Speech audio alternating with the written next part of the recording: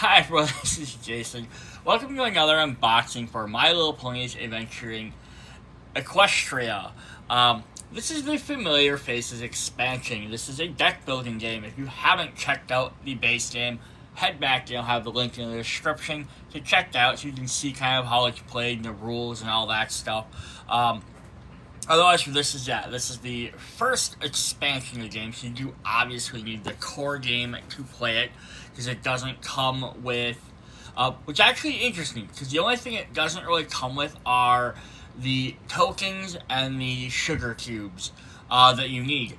What's really fun about what they did with these expansions are all of the other cards are interchangeable, so this is like the next set of the story. So outside of like the actual game components, you basically then take those and you add them to this game. You have your character cards, you have 4 new characters, so you have 4 people play.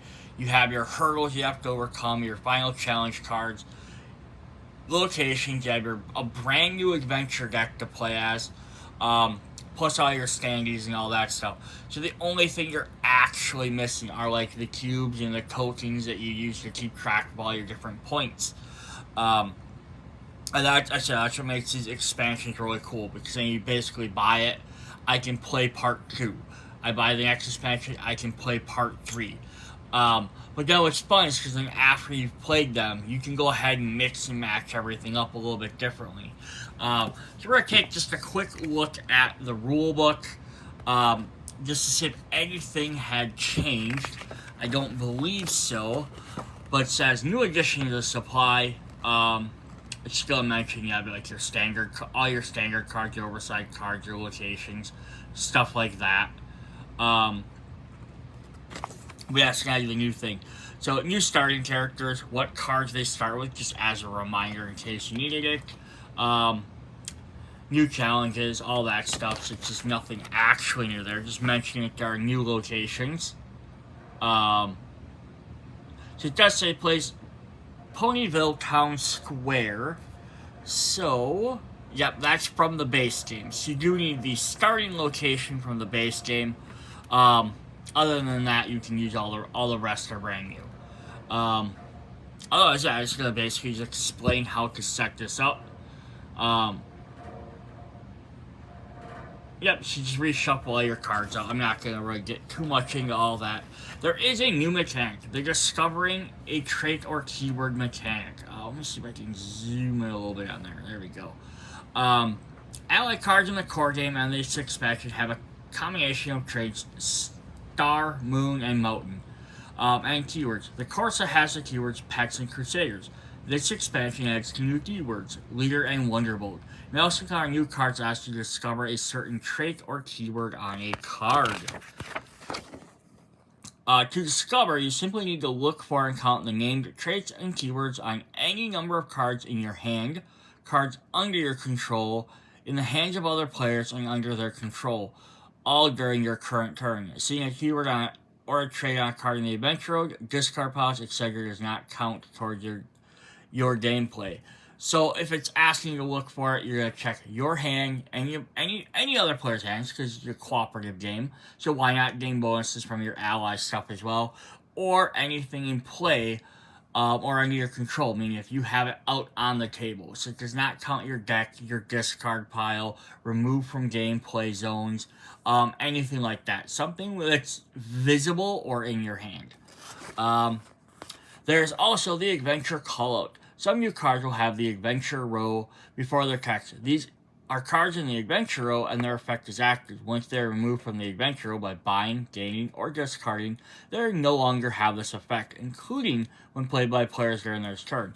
So this is kind of a neat idea, is they have them while they're out on the table, where you can purchase them, but then as soon as you buy them, they lose them. So they might keep an advantage for keeping them out there, or you might gain that one-time advantage when you get it.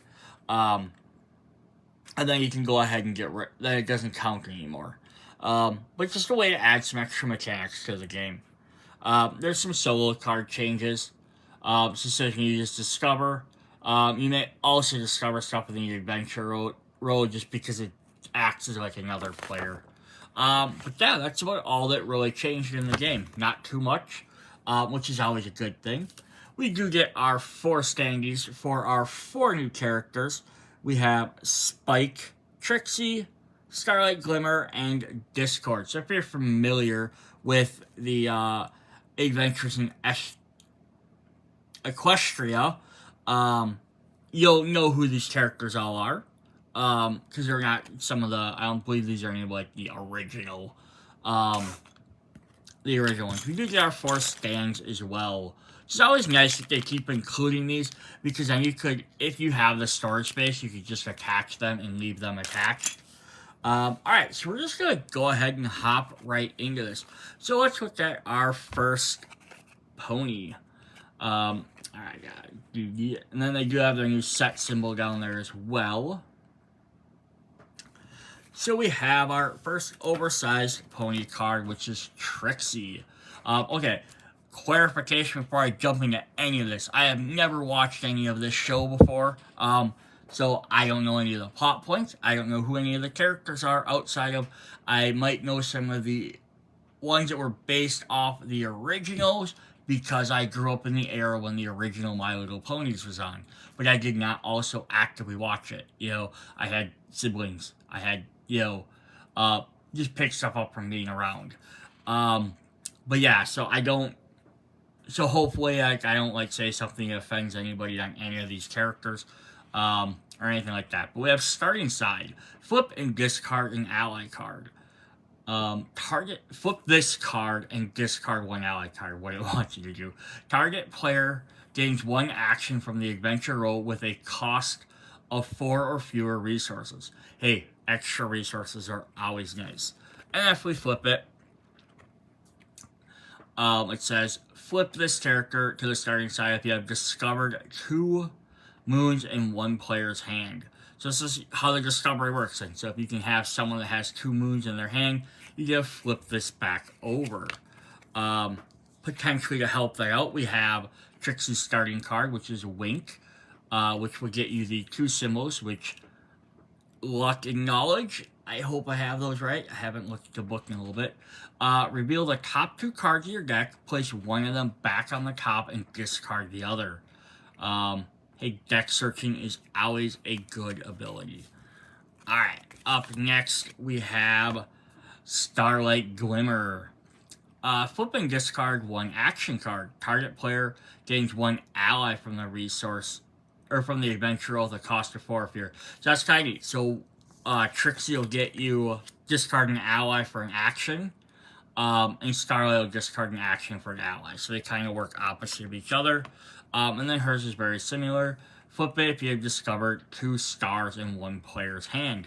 And then her starting card, since every character gets a unique one, she has a knowledge in there. Ready to learn. +3 book if you removed at least 1 card from your hand or discard pile from the game this turn. Interesting. So you have to remove a card from the game. So this isn't going to hit probably super often, but when it does, 3 is going to be very powerful.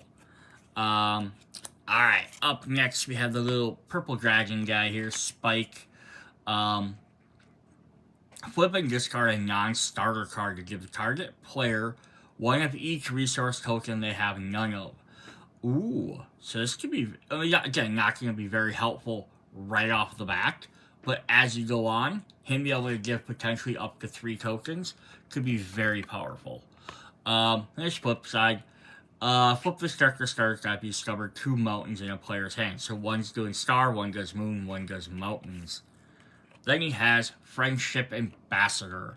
1 book and 1 movement. 1 luck, or I'm assuming that's going to be luck. For each different trait you have discovered, a max of 3.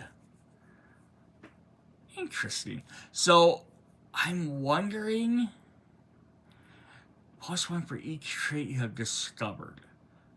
She does, I guess my question here is, if I play this card, I'm assuming it means if I've played another card that has Discover, I can then gain up to 3. Not that I play this and then I discover. So what you have discovered?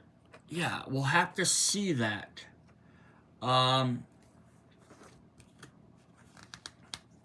No, you must just look when it says to discover, just to discover, because that is what it is saying for all of these, yeah. Because that's all the cards say. If you have discovered another one of these cards, if you have discovered, so it says that means look for them cards. Okay, that's pretty cool. Alright, then our final new character is a Discord, who's like this weird chimera-y monster. It's interesting. He's like a dragon chimera. He's like a goat, a chicken, bat, featherwing, all sorts of stuff. Flip and pay 2 of the same resources. All players may remove 1 card from their hand or discard pile from the game. Interesting. A little bit chaotic, I guess, but it's probably what it's supposed to be. Flip this card to start a step. You have discovered 2 of the same trait in 1 player's hand. Okay, so like all the other ones use the little symbols, and his is just a trait.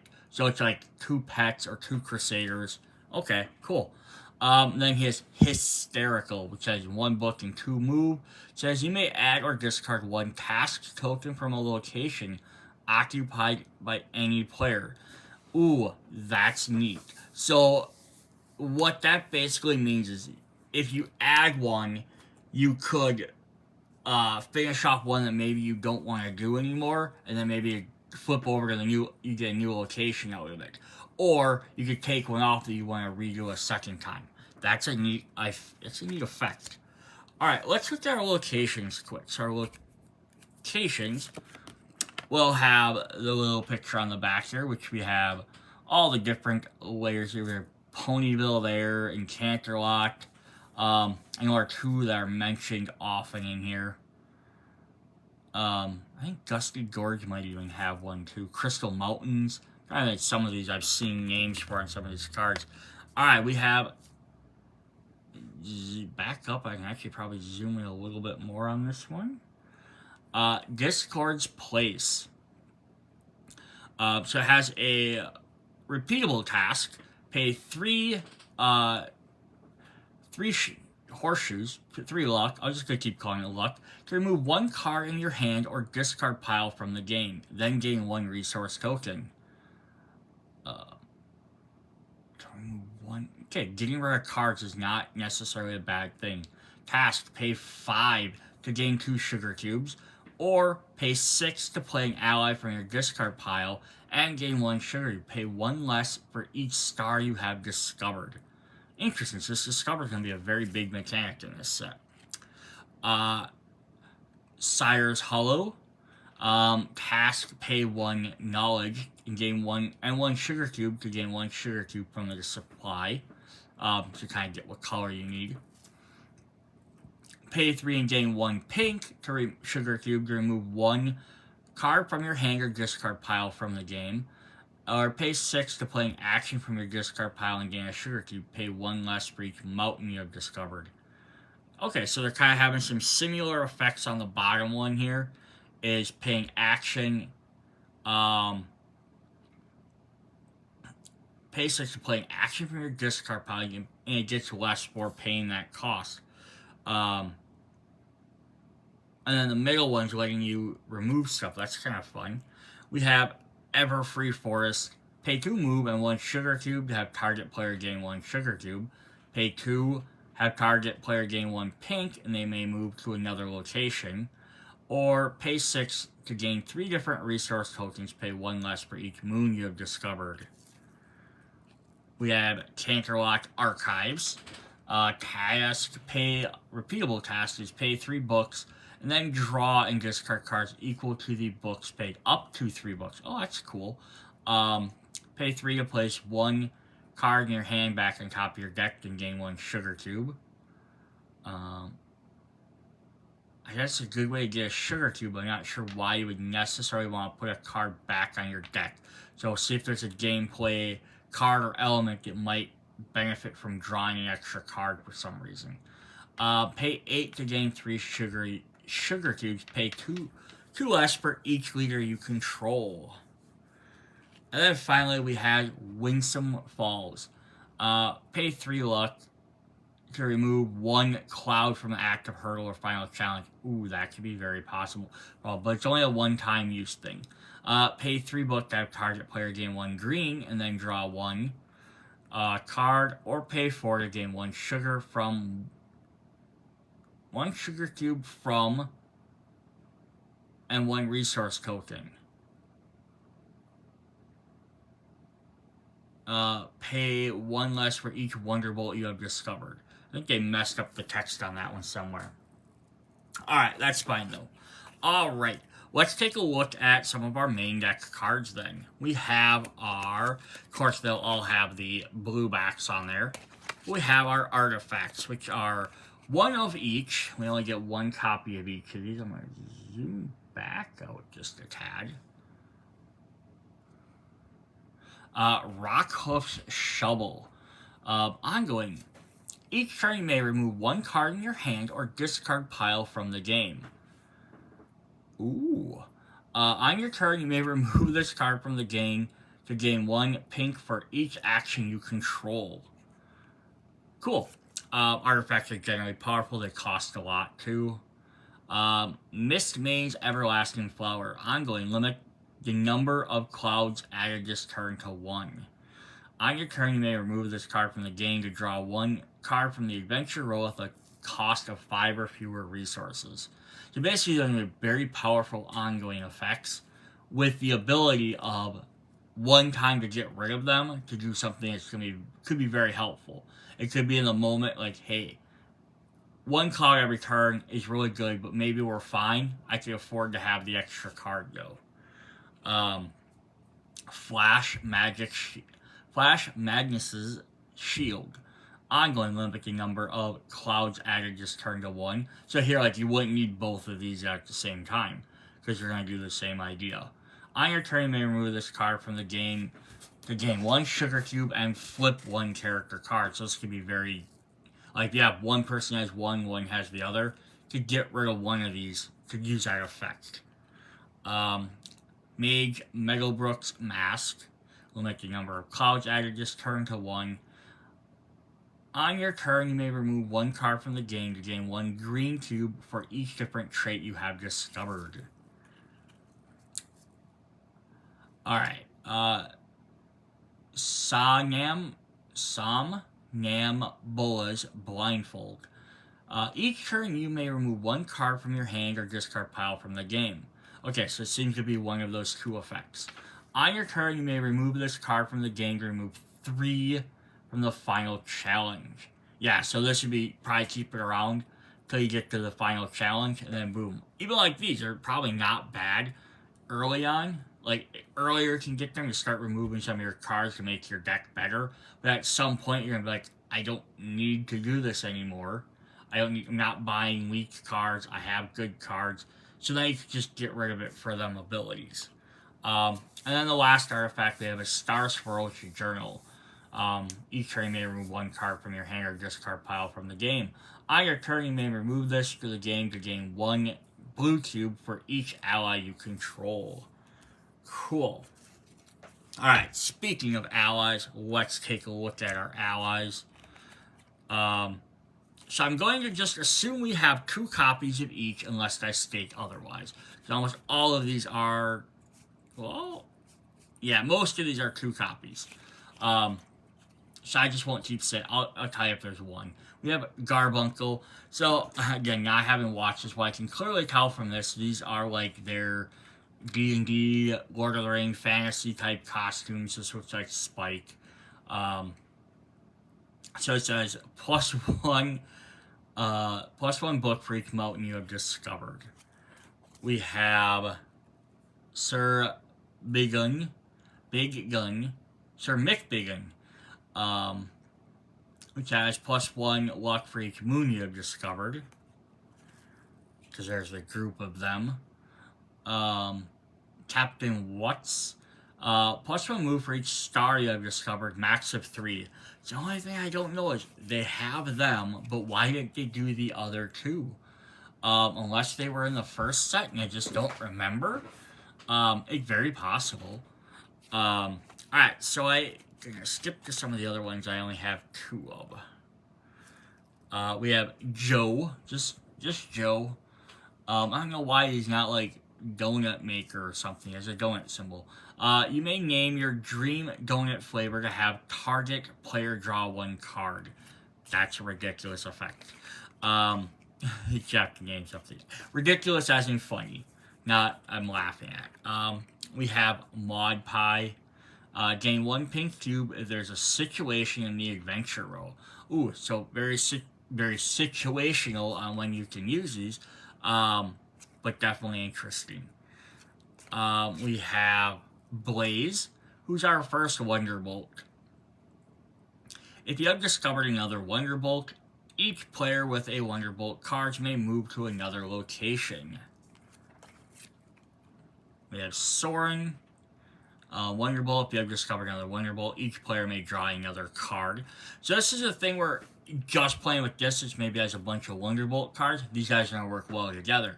If you're mixing this with like the base game, you'll have to, I would either recommend putting all the Wonderbolts in or not having any of the Wonderbolts and using more cards from the base game. Just because of the fact is, if I only have like Soren, he's not going to work as well. Although that also being said, is probably mixing with the base game. You could even remove every duplicate card, just combine it so you have one of each. You would have some, they're just going to be harder to find. But as more and more sets come out, there might be more and more Wonderbolt cards, so you can kind of mix and tailor your deck how you want. The more you put, the more you find. Great, but again, this doesn't give you bonuses for every Wonderbolt, just if you have another one. We have Spitfire, who's a leader and a Wonderbolt.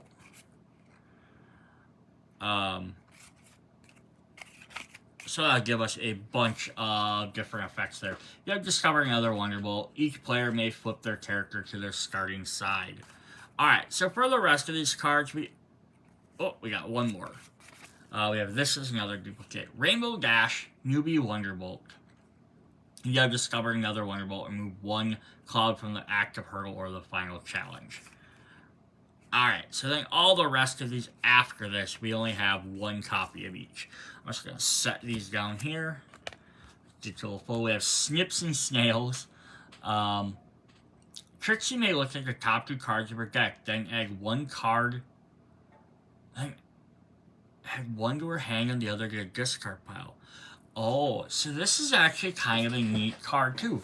Again, this could go up mixing and matching decks or who you're playing as. If you're not playing as Trixie, this might be a card then you might remove from the game if you're like rebuilding your deck. Or like you're mixing decks like base game and or expansions or whatever together. Same thing with Twilight Sparkle, Mentor. Leader, Starlight Glimmer may remove one card from her hand or discard pile from the game. They're not bad effects on the side either. So, one luck, two book, one sugar cube. This one's maybe not as good, but the difference is also costing 6 versus costing 2.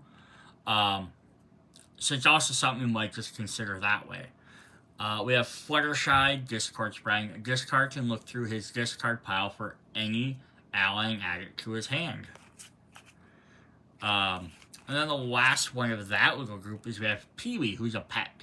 Spike may add one sugar cube to gain one sugar, may pay one sugar cube to gain one sugar cube from the supply. So very interesting cards that are specific to each of those characters. Again, I don't remember if there's anything in the base game like that, but there might have been. Then we have Dragon Lord Ember, who's a leader. +3 luck if you control another mountain. Princess Celestia, Raiser of the Sun. Leader, immediately shuffle your discard pile into your deck and draw one card. And then our last ally is Princess Luna, Dream Guide. Leader, +3 book if you control another star. Very helpful. So by controlling means you'd have to have played them already. So they gain basically bonuses for playing another card. Alright, then we have our actions. And like with the allies, we'll just go 2 copies of each until I say otherwise. Training with the Wonderbolts. If you have discovered a Wonderbolt, each player with Wonderbolt cards may gain 2 move tokens. We have Transfiguration. Double the luck, movement, and book of the next card you play this turn. That could be very useful. We have Sitting the Critters. Gain one pet from the adventure roll and place it on top of your deck. Oh, it's even neat that it has Spike in there because we just had his other card that was a pet that bonus from him. But again, that was the only pet in this set. So this one isn't going to be as useful. But again, if you combine this with the base game where there are more pets, that's where the game is going to get more interesting, starting to combine these all together. We have Makeover. Gain one card from the adventure roll with a cost of 5 or fewer resources. Then place this card where the card gained was located. Oh. So it switches them around. So you paid 4 to buy this, then later you can just swap this for a card of 5 or less, and then someone else can pick this up and kind of swap it at a later turn. Interesting. Incoming. Adventure Row. So reduce the cost of this card by 1. Movement for each Wonderbolt you have discovered. So this is only going to work in there once you have it. That effect will be ignored. Hibernating for the winter. If you have discovered a pet, each player with the pet cards may remove 1 card in their discard pile from the game. Okay, interesting. Not sure why you want to remove your pets from the game, but maybe just because you buy them when they're cheap, they're low and cheap cards. Get rid of them for higher cost cards. The Unicorn Escape. Draw 1 card for each star you have discovered, max of 3. Playing Dragon Pit. Gain 1 blue or pink cube. Very simple. The Dragon Code. In the adventure roll, reduce the cost of this card by 2. Luck for each mountain discovered. Overcoming Differences. Reduce this cost by 2 for each star discovered. Or if you have discovered a star. Okay, so this one doesn't reduce it for each, but just 1 time. Interesting. I like that they kind of go back and forth on that. It's kind of fun. Be My Wing Pony. If you discovered a Wonderbolt, remove 1 task token from a location occupied by any player. I always like that these are ifs. Ifs in may statements are always great in games, not forcing you to do it. The Apology Tour. Adventure Row. Reduce the cost of this card by 2 if you have discovered a moon. And Going to the Grand Galloping Gala. If you have discovered a leader, each player with leader cards may move to another location. Then we have a couple with only 1 copy each. We have Teleportation.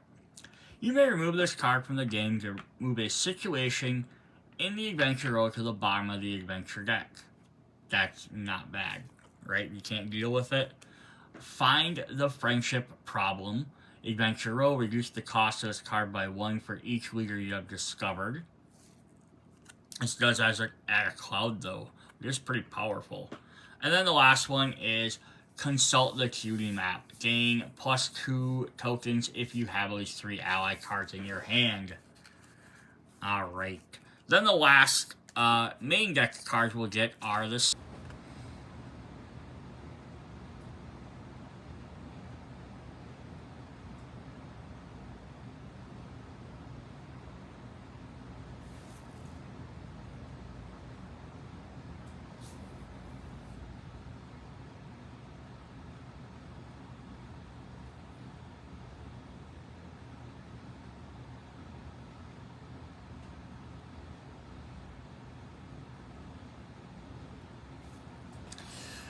Alright, so we're going to take a look at the situation cards. So we have 2 copies of each of these. I'm going to zoom up there. Zoom back a little bit. Alright, so our first one up is we have Fruit Bats, which says, so they're all going to have the same basic conditioning here. It says, during your end phase, add 1 cloud to the final challenge if there are +1 flipped characters in play. So it doesn't matter if you have 1 or if you have 4. As long as there is at least 1, you'll always add 1. Which might not seem like too much, but you only need to get so many, and then you automatically lose the game. So that's, and they can add up if you don't get rid of them quick. Alright, to resolve this one, we need to return 3 tokens of the same resource. Turn 3 of the same resource token to the supply. Your teammates may aid you. So resource tokens are very valuable. So returning 3 of them could be potentially hard to do, depending on what you have built up. Or it could just be very costly to do, but you're going to need to. Although, reward, target player draws 2 cards. So this can be very helpful. So if, like, player 1 gets this on their turn, they could ask someone else is like, alright, I have two movement tokens, you have 1. They could let them draw 2 cards. I almost wish it would say, like, the reward would have been maybe switched around to something along the lines of, like, players may draw 2 cards divided amongst however they want. Because then it could be like, I paid for all the tokens, I can draw 2 cards, but I could potentially give, like, 1 to player 2 and 1 to player 3. That's alright. Alright, we have Spike. I'm your father. It's the same cost there. Resolve. Pay 6 book. Reduces by half if you have discovered a mountain. So yeah, 3 isn't too bad, but you have to make sure you have a mountain in play first, which again, depending on how you draw or how you're playing, could hit, could not. Although discovered checks everybody, so that if there's some way that nobody has it, that'd be pretty crazy. We have Cutie Mark Switcheroo. Pay 8 luck, reduces by half if you have discovered a star. Your teammates may spend resource tokens to aid you. So it's just a little bit more helpful. It is really high, but 4, again, isn't terrible, but the fact is a opponent or a teammate could help you out could be very helpful, or could be very beneficial to beating this. And our final one is once a villain, always a villain. Always a villain. Resolve, pay 6 move, reduces by half if you have discovered a moon. So this is a really good way that we're using this discovering mechanic to, like, play around with these different effects. Yeah, then make it 3. Again, 3 isn't terrible. You just gotta make sure you have it. Alright, so that's what we have for our 6 situations. Again, we can keep playing. Again, you can mix these and matches with the base game. The other base game, there was 2 of each of those. So what you could even do is if you want to play hard, which I believe it says, like, make it easier, is to, like, only play with, like, 2 of them. I believe that's what they tell you to do, right? I said this is the first couple of times, is they probably say don't even use situations. It says when you're ready to add them, draw the top 4 or the top 8 for the desired effect. So depending on how, if you want easy mode, don't include situations. Medium, include 4. Hard, include 8. But what you could also do though is, if you're mixing them with the core game, shuffle all these and the original ones, or do 8, but do like 1 of each, so you're not getting any duplicates. I don't know if I would include all. I think if there's 8 in the other one, I don't know if I include all 16, because I might get too many. But if you did you still did 8, but you did 4 different ones, that'd be kind of an interesting thing. So you get a little bit of gamble. Alright, so let's head on to the next stuff. So here's our first hurdle. I'm going to zoom up a little bit. Level 1, the Peanut Butter Hoof Gang. So of course at the top you'll say add. Their limit is 2 per the number of ponies plus 2. So if you're playing a 4-player game, it would be 8, 9, 10. So you have to get 10 on there. They also have the little chaos symbol down here for later on. I'm not going to keep pointing out all of those. But we do have those for back. So to overcome 1 green cube per pony, then flip 1 hurdle for its added chaos. So, it could be just about anything.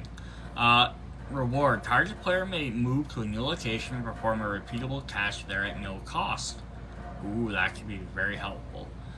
Setback. Replace the non-central location with a drawn location. Any ponies on discard location move to the central location. Friendship Lesson Apology. I saw this and my first thought was like, oh, I wish every set had at least one friendship lesson, something. It would just be a neat little aesthetic, so maybe you could make a bunch of hurdles that are just friendship lessons. Sadly, they did not do that. Overcome 1 pink per, then flip 1 hurdle for its chaos.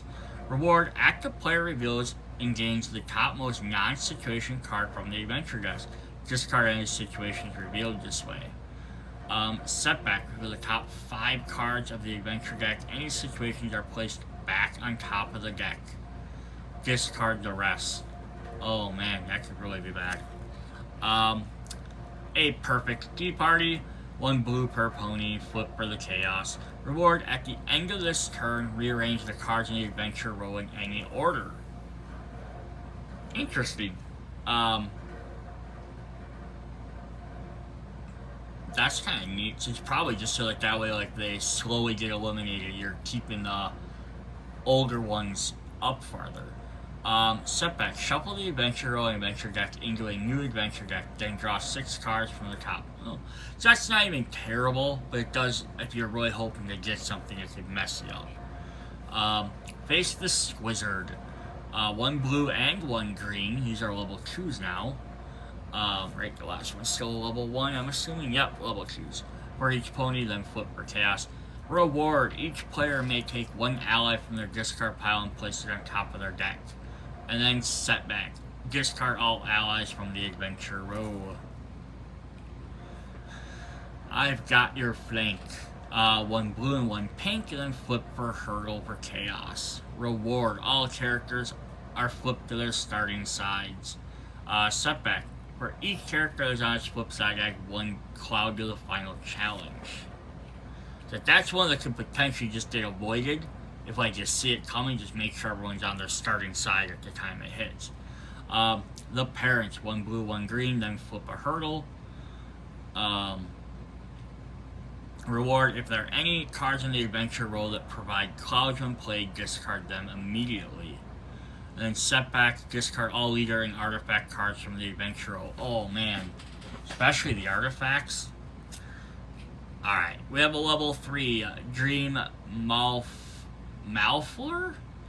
Or Dread Malfler.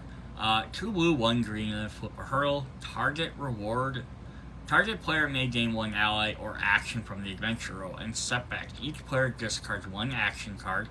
If you can't, discard 2 random cards instead.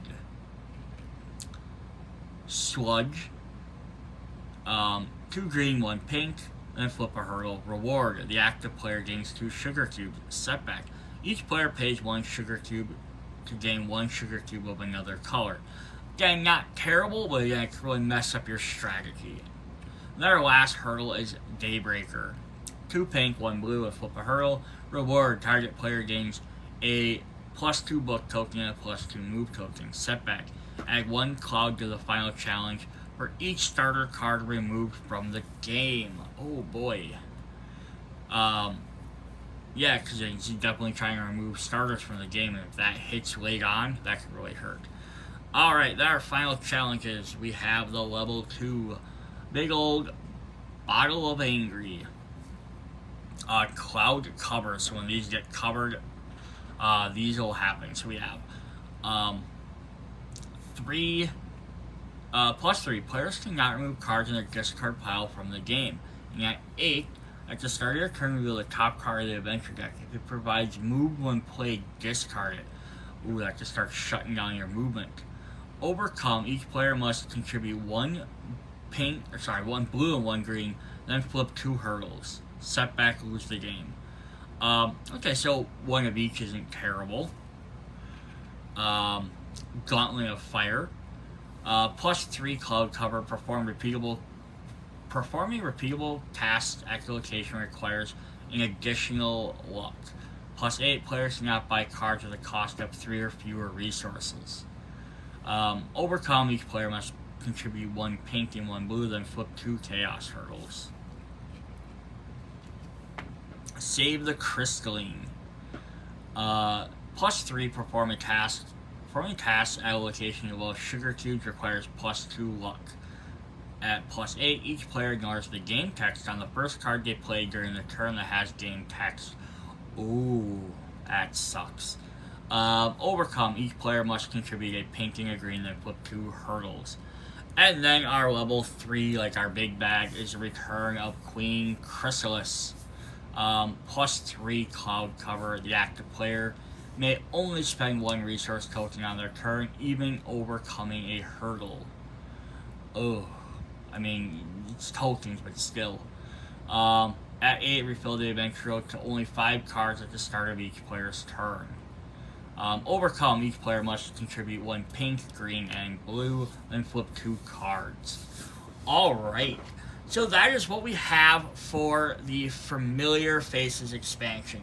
So the only other thing I did want to show off for this is with pretty much all Renegade Studio games, which logo in the corner there, who makes these, when you pre-order, oops, zoom back out. When you pre-order a game before it comes out, you usually get some sort of bonus, which then is purchasable later in their store for usually about $5 each.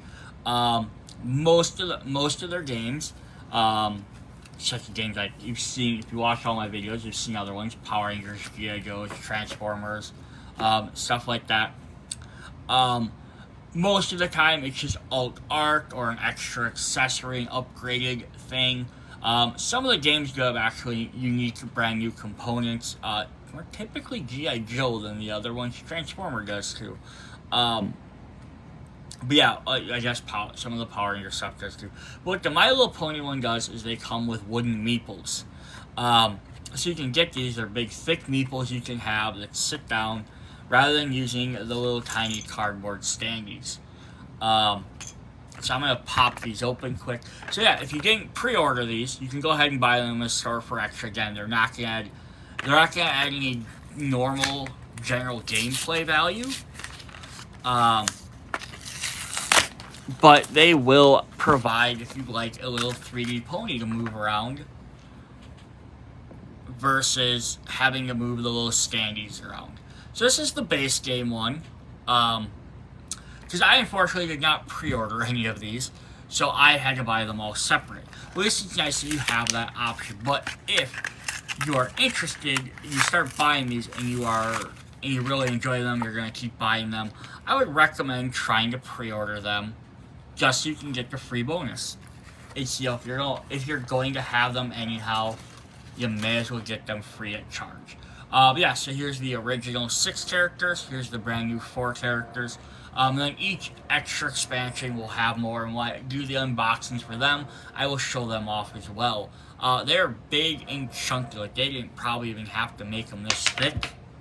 But it does give a nice feel for moving around on your various locations. So if we're moving to our location, we're going to slide right off there.